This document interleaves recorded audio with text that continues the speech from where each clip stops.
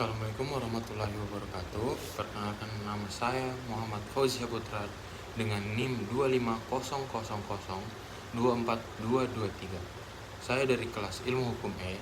Di sini saya akan membahas tentang rangkuman buku Sosiologi Hukum yang ditulis oleh Ibu Profesor Dr. Fitriyatus Saleha, SH, MH.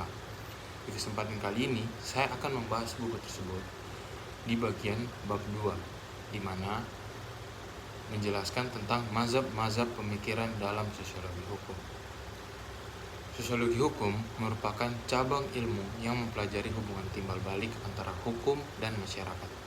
Ia tidak hanya melihat hukum sebagai sistem norma, tetapi juga sebagai fenomena sosial yang hidup dan berkembang di tengah masyarakat. Perkembangan sosiologi hukum tidak terlepas dari dua bidang besar, yaitu ilmu hukum yang mempelajari norma, aturan, dan asas hukum. Dan yang kedua, ilmu sosial yang meneliti perilaku dan struktur sosial.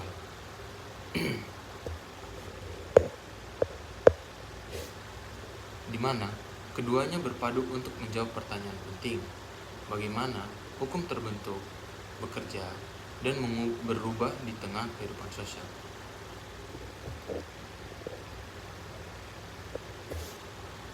Setelah saya mempelajari materi ini, saya dapat memahami tentang penjelasan perkembangan pemikiran dalam sosiologi hukum, kemudian mengenal tokoh-tokoh besar dan kontribusinya, penjelasan tentang mazhab-mazhab atau aliran dalam sosiologi hukum, menganalisis perbedaan antara mazhab positif, normatif, dan realis. Aliran-aliran utama dalam sosiologi hukum. Pertama, ada aliran positivisme hukum, di mana aliran ini menekankan pengamatan empiris terhadap hukum sebagaimana adanya yang biasa disebut law as it is. Kemudian, menghindari pembahasan nilai, moral, atau tujuan hukum. Dan yang terakhir, memandang hukum sebagai fakta sosial yang dapat diukur. Tokoh utamanya yaitu Donald Black, penggagas pure sociology, di mana Donald Black berpendapat bahwa hukum dapat dipahami secara ilmiah seperti ilmu alam tanpa harus mempertimbangkan nilai moral. Fokusnya adalah pada pola hubungan sosial yang mempengaruhi tingkat penggunaan hukum. Pengaruh filsafat positivisme, yaitu pengetahuan sejati hanya berasal dari pengamatan empiris dan pengalaman. Hukum dalam pandangan ini adalah sistem yang bebas dari metafisika dan teologi, hanya berisi fakta yang dapat diamati. Kemudian ada aliran normatif, di mana aliran ini hukum tidak dapat dipahami hanya sebagai fakta, tapi juga sebagai institusi nilai yang hidup dalam masyarakat. Kemudian, hukum berfungsi sebagai alat pembentuk dan peneguhan nilai sosial seperti keadilan dan moralitas. Hubungan hukum dengan lembaga sosial lainnya seperti lembaga politik, ekonomi, dan agama yang bersifat derivatif, artinya hukum seringkali mengikuti perkembangan lembaga primer tersebut. Mana mazhab ini menganggap hukum sebagai alat pengatur nilai-nilai sosial, bukan sekedar peraturan tertulis yang mengatur perilaku. Kemudian ada tokoh-tokoh peletak dasar sosiologi hukum. Yang pertama ada Emile Durkheim pada tahun 1858 hingga 1917. Karya pentingnya ialah De la Division du Travail Social, di mana melihat hukum sebagai cerminan solidaritas sosial dalam masyarakat. Membedakan dua bentuk solidaritas. Yang pertama ada solidaritas mekanis, di mana masyarakat tradisional nilai bersama kuat, hukum bersifat represif, menjatuhkan sanksi pada pelanggaran. Yang kedua ada solidaritas organis, di mana masyarakat modern diferensiasi tinggi, hukum bersifat restitutif, mengembalikan keadaan seimbang seperti hukum perdata dan administrasi. Di mana Durkheim dapat kita simpulkan perubahan struktur sosial dari tradisional ke modern tercermin dalam perubahan jenis hukum yang berlaku.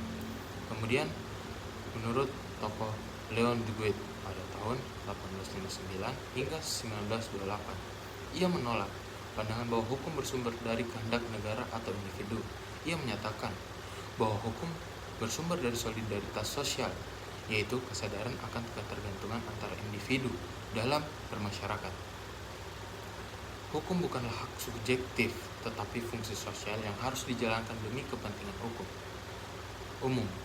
Di sini kita dapat mengambil bahwa hukum lahir dari kesetiakawanan sosial, bukan dari kekuasaan negara. Kemudian dari tokoh Emmanuel Levy pada tahun 1871 hingga 1944, mana ia menekankan aspek psikologi sosial dalam membentuk hukum. Menurutnya, hukum berubah seiring perubahannya kepercayaan dan kesadaran masyarakat. Masyarakatlah yang menentukan legitimasi hukum, bukan hanya lembaga negara.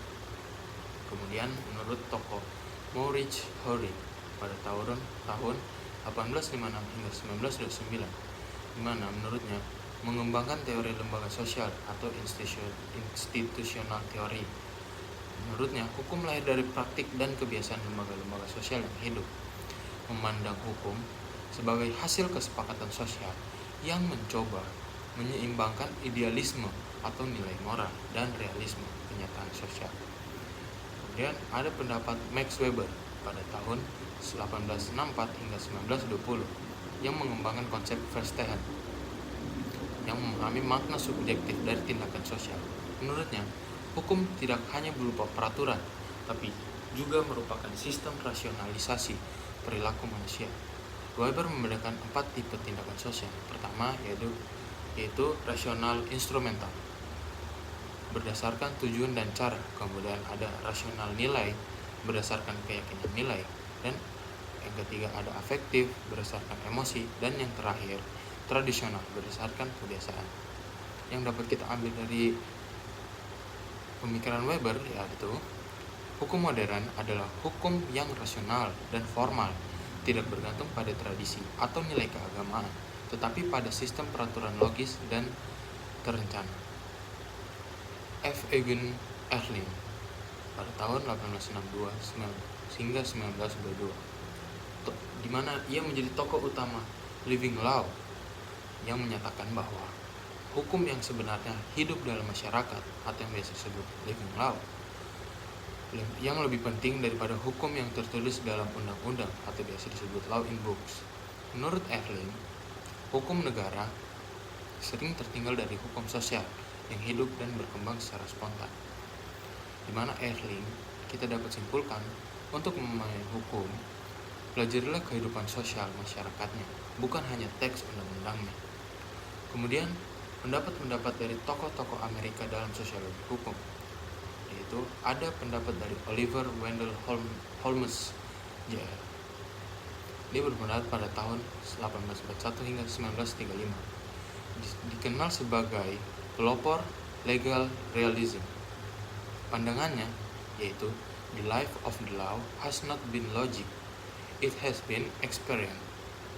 Yang dimana menurut Holmes, hukum adalah prediksi tentang apa yang akan dilakukan pengadilan dalam kenyataannya, bukan teori moral. Kemudian ada pendapat dari Roscoe Pound pada tahun 1870 hingga 1964, di mana ia mengembangkan sociological jurisprudence atau jurisprudensi sosiologis. Ia menyatakan bahwa hukum harus berfungsi sebagai alat rekayasa sosial atau social engineering. Hukum bukan hanya sistem norma, tetapi juga alat untuk mencapai kesejahteraan sosial. Pound membagi hukum menjadi 2, yaitu yang pertama adanya law in books, hukum yang tertulis, dan yang kedua adalah law in action, hukum yang diterapkan dalam sebuah praktik. Tujuan akhir adalah menyelesaikan kepentingan individu dan kepentingan sosial demi keadilan.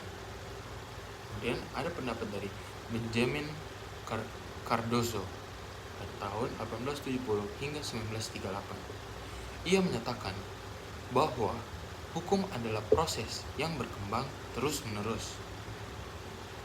Hakim bukan hanya menerapkan hukum, tapi juga membentuk hukum baru melalui putusannya, menekankan pentingnya pengalaman sosial dan dinamika masyarakat dalam pembentukan hukum. Ada penjelasan tentang realisme hukum atau legal realism. Tokoh-tokoh utamanya yaitu K.N. Llewellyn, Jerome Frank, Walter Cook, dan Thurman Arnold. Ciri-ciri realisme hukum yaitu menolak hukum sebagai sistem logika atau norma semata, menganggap hukum sebagai perilaku nyata para pelaku hukum, yaitu ada hakim, polisi, dan juga masyarakat. Kemudian memandang hukum secara empiris, di mana hukum benar-benar bekerja di lapangan. Lalu menekankan pentingnya psikologi, kebiasaan, dan pengalaman sosial dalam menentukan hasil hukum. Menurut K.N. Llewellyn, hukum adalah apa yang dilakukan oleh lembaga hukum dalam kenyataannya, bukan apa yang tertulis dalam hukum. Di sini kita dapat mengambil bahwa sosiologi hukum menjembatani dunia norma hukum dan realitas sosial. Kemudian setiap mazhab memiliki fokus yang berbeda-beda. Mazhab positivisme yang menekankan hukum sebagai fakta sosial empiris, mazhab normatif yang menekankan hukum sebagai nilai dan moral sosial, mazhab realisme yang menekankan hukum sebagai praktik nyata dalam kehidupan. Para tokoh besar seperti Durkheim, Weber, Duguid, Erling, Pound, dan Llewellyn telah memberikan kontribusi besar terhadap pemahaman hukum sebagai fenomena sosial yang dinamis. Kemudian yang terakhir, hukum tidak pernah berdiri sendiri. Ia lahir, hidup, dan berubah bersama masyarakat. Sekian dari penjelasan saya. Mohon maaf bila banyak kekurangan. Wabillahi taufiq wal hidayah. Wassalamualaikum warahmatullahi wabarakatuh.